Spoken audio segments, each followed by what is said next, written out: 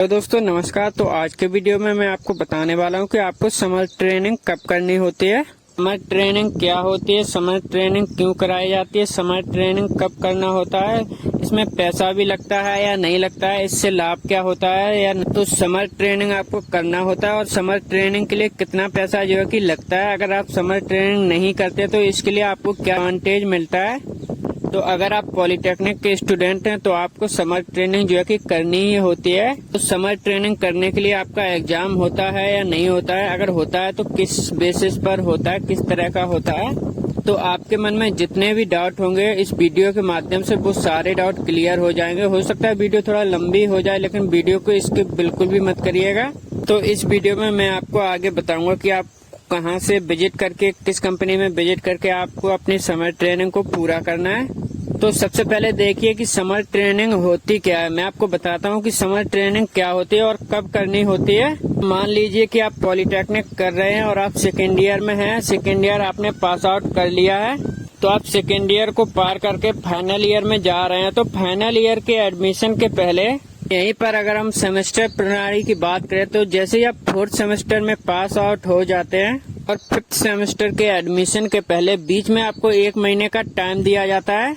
तो इसी बीच आपको समर ट्रेनिंग जो है कि करनी होती है। तो समर ट्रेनिंग होती क्या है, इसमें होता क्या है, आपको समर ट्रेनिंग में आपको 1 मंथ की ट्रेनिंग दी जाती है। आप जिस भी ब्रांच से हो उस ब्रांच से रिलेटेड, मतलब कि आपके पास थ्योरी नॉलेज तो होता ही है और प्रैक्टिकल नॉलेज के लिए आपको 1 महीने की ट्रेनिंग दी जाती है, यानी कि कह लीजिए या फिर 4 सप्ताह की ट्रेनिंग आपको दी जाती है प्रैक्टिकल नॉलेज के लिए। और देखिए सबसे बड़ी बात यह है कि समर ट्रेनिंग को जो है कि 4 नामों से जाना जाता है। जैसे कि आप लोग इंटरव्यू में गए, अगर आपसे पूछ दिया कि फील्ड एक्सपोजर के बारे में बताइए तो आप लोग नहीं बता पाएंगे। तो देखिए समर ट्रेनिंग के 4 नाम होते हैं, field exposure, summer training, industrial visit, industrial internship. मान लीजिए कि आपसे पूछ दिया कि इंडस्ट्रियल विजिट के बारे में बताइए, तो आपके पास थ्योरी की तो नॉलेज होती है थोड़ी बहुत। मान लीजिए सपोज करिए कि आपका थ्योरी वगैरह क्लियर हो गया, कंप्लीट हो गया, तो दूसरा क्वेश्चन उनसे यही आता है कि आप समर ट्रेनिंग आपने कहाँ से किया, summer industrial visit, industrial internship,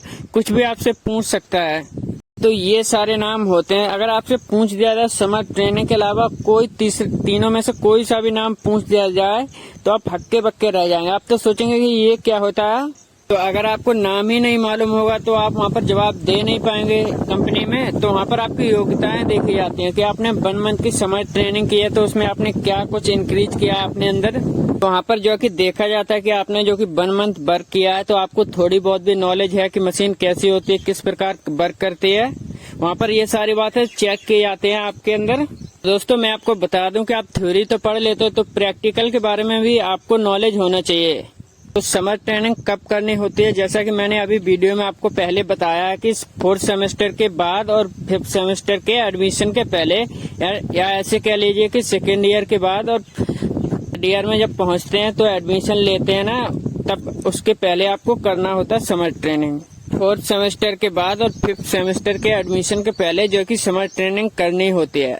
अब यहाँ पर देख लीजिए कि समर ट्रेनिंग कहाँ से करें। कई सारे बच्चे होते हैं सोच रहे होंगे कि समर ट्रेनिंग कहाँ से करना है। मैं आपको अभी वीडियो में आगे बताऊंगा कि समर ट्रेनिंग आपको अपनी ब्रांच के अकॉर्डिंग करना होता है।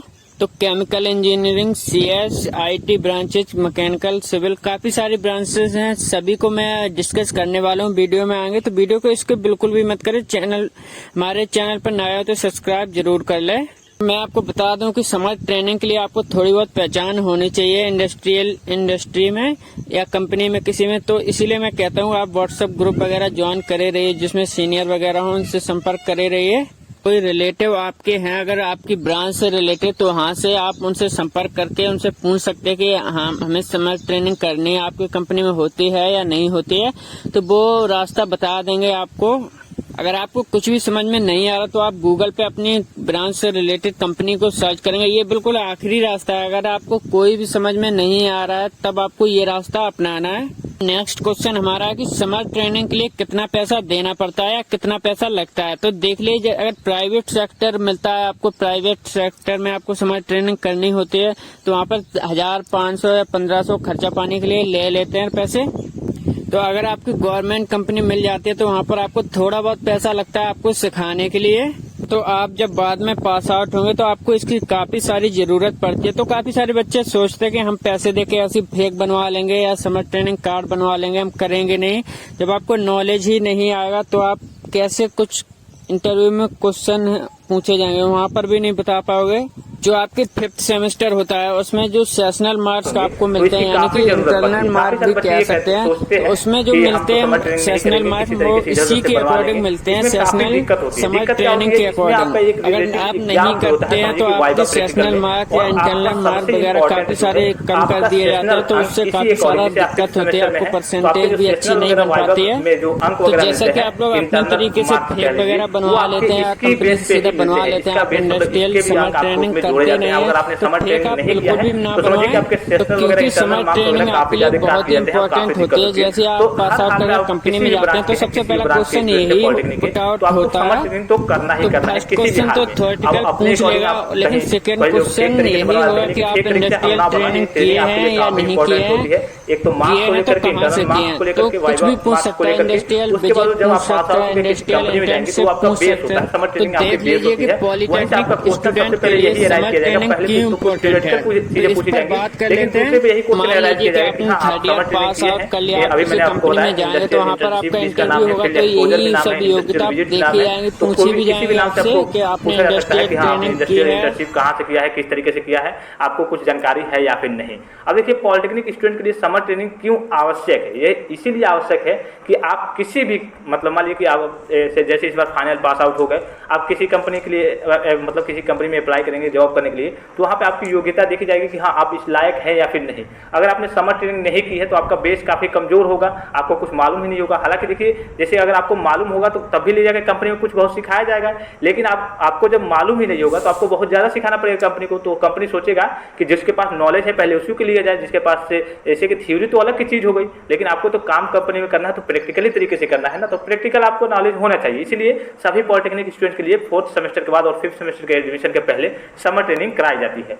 क्या समर ट्रेनिंग का एग्जाम भी होता है? अभी मैंने बताया कि समर ट्रेनिंग का आपका एक तरह से समझ लीजिए कि इंटरनल तरीके से एग्जाम होता है, जैसे वाइवा हो गया, प्रैक्टिकल इसका होता है, इस तरीके से होती है, और इसके मार्क्स काफी इंपॉर्टेंट होते हैं आपके 5th सेमेस्टर में, सेशनल को लेकर के, इंटरनल मार्क्स को लेकर के, वाइवा मार्क्स को लेकर के। इसी बेस पे आपका समर ट्रेनिंग के बेस पे आपका मार्क्स मतलब डिसाइड किया जाता है कि बच्चे को कितना मार्क्स दिया है, इसने समर ट्रेनिंग की ही नहीं है तो काफी ज्यादा मार्क्स काट दिए जाते हैं। तो इसीलिए समर ट्रेनिंग आप सभी के लिए काफी इंपॉर्टेंट होता है। और समर ट्रेनिंग के लिए सबसे पहले क्या करना होगा, देखिए सबसे पहले तो आप कंपनी चूज करेंगे। अभी मैंने बताया कि कंपनी वगैरह आप अपने रिश्तेदारों वगैरह से या फिर किसी तरीके से चूज कर सकते हैं। कंपनी तो आप कहीं से चूज कर सकते हैं, मान लीजिए अपने रिश्तेदार को मालूम है या फिर गूगल पे सर्च करके तो आप चूज कर सकते हैं। अभी मैं आपको बताऊंगा कुछ कंपनियों के नाम, आप चूज कर सकते हैं। उससे पहले आपको क्या करना होगा, या फिर बाद में अगर आपने कंपनी देख लिया तो उसके बाद क्या करना होगा, आपको कॉलेज में जाना होगा। कॉलेज से एक लेटर मिलता है, ठीक है, तो लेटर पे लगभग आपके प्रधानाचार्य के सिग्नेचर रहते हैं, या फिर जो आपके इंडस्ट्रियल कंट्रोल के ऑफिसर रहते हैं, कोई टीचर रहते हैं, उनका भी सिग्नेचर मुहर वगैरह लगा रहता है। और जब आप कंपनी में ले जाएंगे उसको जमा करेंगे कि हाँ इस कॉलेज के प्रधानाचार्य ने या फिर इस इंस्टीट्यूट से इस बच्चे को भेजा गया है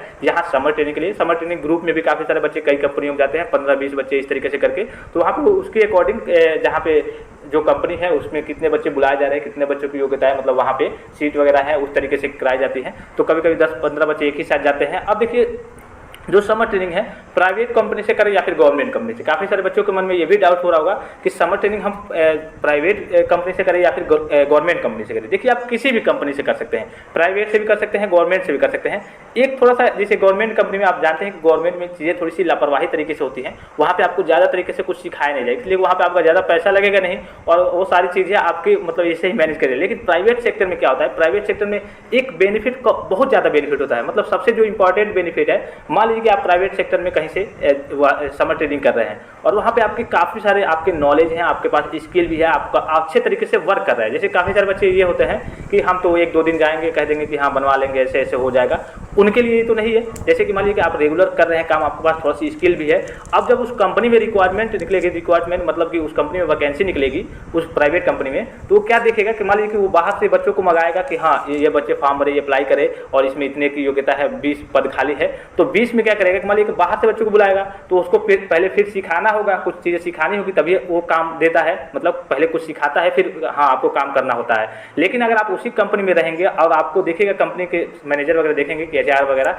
कि हाँ ये तो पहले से ही है, इसकी डेवलपमेंट है, काफ़ी अच्छे से काम भी कर देता है, तो आपको उसी कंपनी में डायरेक्ट रख लेगा और आपके जो इंटरव्यू वगैरह होंगे तो जानते रहेंगे, आपसे जान पहचान भी रहेगी। इसीलिए कहा जाता है कि आप हर कंपनी में रहेंगे, अपना व्यवहार आचरण संस्कृति को नहीं भूलेंगे, संस्कृति को बनाए रखेंगे। ये काफ़ी इंपॉर्टेंट है, काफ़ी मायने रखता है आपकी संस्कृति। आप जहाँ पे भी हो, कहीं भी दुनिया के किसी कोने में हो, आपकी संस्कृति काफ़ी ज़्यादा मायने रखती है। अब देखिए काफ़ी सारे बच्चे ये सोचते होंगे कि हम तो जाएंगे कंपनी में 1 दिन 2 दिन रहेंगे या फिर सिग्नेचर वगैरह करा के हाँ सर्टिफिकेट ले लेंगे, काम हो गया। तो इससे वो कंपनी क्या देखेगा कि हाँ ये तो लड़का फालतू है, ये तो मतलब कोई काम करना नहीं जाता, बस ऐसे आता है, ऐसे सिग्नेचर करा लिया, सर्टिफिकेट फेक तरीके से बनवा लिया, तो उसको तो वो कभी जॉब देगा नहीं। वो देगा किसको देगा? जो रेगुलर काम करेगा वहाँ पे, उसके पास देखेगा कि हाँ इसके पास, बच्चे के पास स्किल है, ये कुछ कर सकता है, इस कंपनी में अच्छे से काम कर सकता है और जान पहचान व्यवहार वगैरह आचरण वगैरह अच्छे से बना रहेगा, तो वहाँ पे भी आपको जॉब मिल जाएगा। यही होता है प्राइवेट सेक्टर में समर ट्रेनिंग करने से, यही थोड़ा सा फायदा होता है। ठीक है, हालांकि गवर्नमेंट में आपकी डायरेक्ट जॉब लगेगी नहीं, लेकिन प्राइवेट में तो लग सकती है।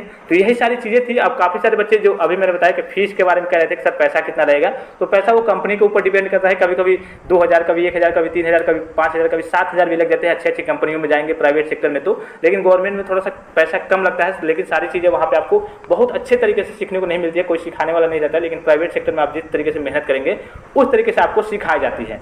आशा करता हूँ कि जो समर ट्रेनिंग है इससे रिलेटेड आपको हर एक प्रकार की इन्फॉर्मेशन मिल गई होगी। कोई भी डाउट हो तो आप कमेंट कर सकते हैं। अब कुछ ब्रांचेस के जो मेन कंपनियां हैं, कहाँ से किस तरीके से आप समर ट्रेनिंग को कर सकते हैं, कोई भी डाउट हो तो आप जरूर कमेंट करेंगे कि हाँ सर इसके बारे में थोड़ा सा बता दीजिए। सभी ब्रांचों को करना है, इतना मालूम है, 4th सेमेस्टर के बाद करना है और 5th सेमेस्टर के एडमिशन के पहले 1 महीने तक करना रहता है। ठीक है, ये सारी चीज़ें मालूम हो गई। पैसे के बारे में मैंने बता दिया है, कहाँ से करेंगे अभी मैं बता रहा हूँ, ब्रांच वाइज सभी को बता दे रहा हूँ। और इसके नाम याद रखेंगे, summer training, field exposure, industrial visit, industrial internship. आपसे जब फाइनल ईयर पास आउट हो जाएंगे, कोई कंपनी में इंटरव्यू के थ्रू पूछा जाएगा कि इंडस्ट्रियल इंटर्नशिप के बारे में बताइए, तो हो सके आप हक्के बक्के रह जाए, आपने तो नाम सुना ही नहीं है। तो समर ट्रेनिंग के यही 4 नाम होते हैं, किसी भी नाम से आपको कुछ भी पूछा जा सकता है। तो ये सारी बेसिक सी चीज़ें हो गई।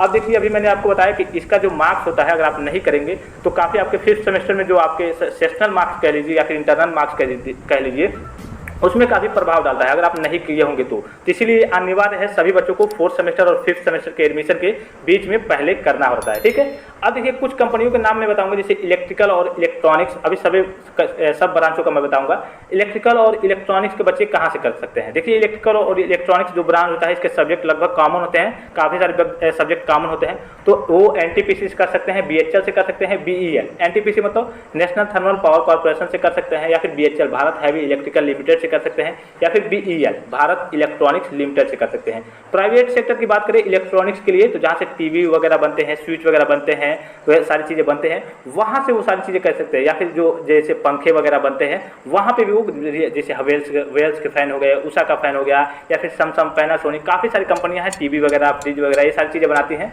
वहाँ से भी इलेक्ट्रॉनिक्स के बच्चे कर सकते हैं। या फिर जहाँ कोयले से बिजली बनाई जाती है, वहाँ से भी कर सकते हैं। इलेक्ट्रिकल के बच्चों के लिए जैसे हाइड्रिल हो गया या फिर पावर सब स्टेशन हो गया, आप जानते ही होंगे हाइड्रिल के बारे में, आपके हर एक लगभग डिस्ट्रिक्ट में, जिले में रहते हैं जो हाइड्रिल होती है पावर सब स्टेशन इलेक्ट्रिसिटी के लिए, वहाँ से भी कर सकते हैं इलेक्ट्रिकल के बच्चे।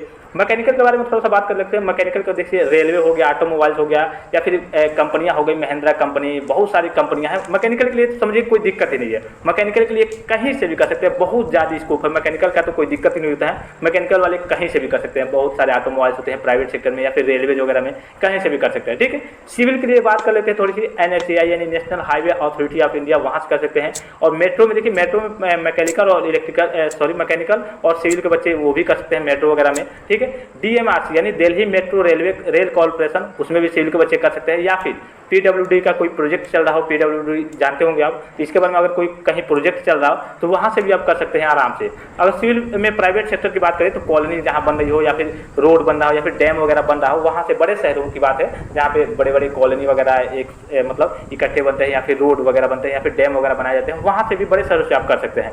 अब CS और IT स्टूडेंट्स की बात कर लेते हैं, जहाँ भी सॉफ्टवेयर का यूज होता है वो वहाँ से कर सकते हैं। गवर्नमेंट सेक्टर में देखें तो रेलवे में जैसे टिकट सिस्टम बुक कराते हैं, जैसे क्रिस कहते हैं, सेंट्रल रेलवे इंफॉर्मेशन सिस्टम, वहाँ से कर सकते हैं। NIC नेशनल इंफॉर्मेशन सिस्टम हर जिले में लगभग होता है, जो आपके जिले के पूरे इंफॉर्मेशन को इकट्ठा किया जाता है लगभग, वहाँ पे नेशनल इंफॉर्मेशन सिस्टम, वहाँ से भी आप कर सकते हैं। प्राइवेट में देखें तो प्राइवेट में तो काफ़ी सारे हैं, HCL है, विप्रो है, TCS है, इन्फोसिस है, मतलब हो गई बहुत सारी कंपनियां हैं। प्राइवेट से भी आप CS और IT के स्टूडेंट कर सकते हैं। तो प्राइवेट में यही बेनिफिट होता है कि अगर आप वहाँ पे कर रहे हैं, अच्छे तरीके से कर रहे हैं, आपका व्यवहार आचरण बना है, अगर उस कंपनी में मतलब